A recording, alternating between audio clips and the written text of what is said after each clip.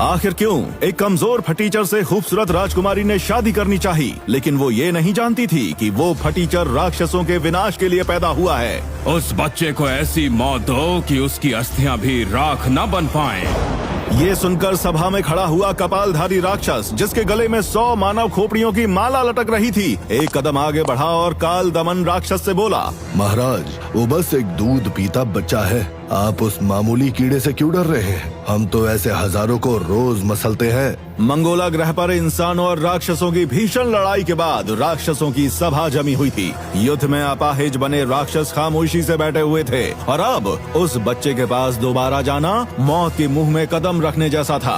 चुप रहो कपालधारी, ये साधारण बच्चा नहीं है, यही वो देवदूत है जो मेरे असुर साम्राज्य का अंत बनेगा।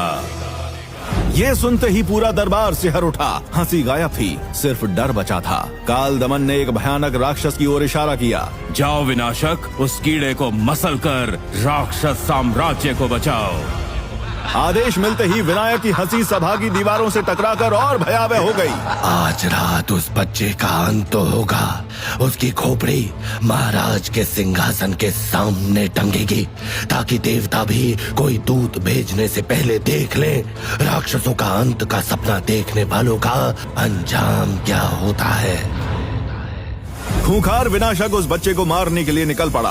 रात काफी लंबी थी और अंधेरी भी, लेकिन क्या वो सच में अपने इरादे में कामयाब हो पाया? सालों बाद मंगोला साम्राज्य के नीलगिरी आश्रम में हाथ में झाड़ू लिए आर्यसेन रोज की तरह आज भी सफाई कर रहा था। 8 साल की मेहनत के बाद भी उसकी शक्तियां आगे नहीं बढ़ पाई थीं। दोस्त आगे निकल गए और आश्रम में आर्या बस एक नौकर की तरह बनकर रह गया। और तभी एक तेज आवाज उसके कानों में गूंजी, लो जी, जो खुद कचरा है वो कचरा साफ भी कर रहा है। उसके इतना कहते ही आसपास खड़े विद्यार्थी जोर जोर से हंसने लगे। हंसी की गूंज जैसे आर्या के सीने पर तीर बन के गिर रही थी। मैं तुम्हारा होने वाला पति हूँ, तुम मेरा अपमान कैसे कर सकती हो? गुलजीत और आर्या की सगाई बचपन में तय हुई थी, पर गुलजीत जो महेंद्रगढ़ के महाराज की इकलौती बेटी थी, सुंदरता और ताकत का घमंड गुलजीत के भीतर इस तरह भर गया था कि वो खुद को बाकी दुनिया से ऊंचा समझती थी। तू मेरा पति, तेरे अंदर मर्दानगी का एक भी लक्षण है?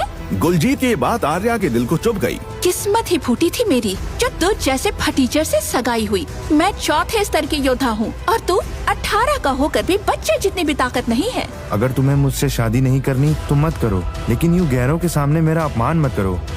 अपमान उसका होता है जिसका कोई मान हो। पता नहीं किस गंदी नाली का कीड़ा है तू। गुस्से में आकर आर्या ने गुलजीत को नाली में धक्का दे दिया और इस बात से गुलजीत के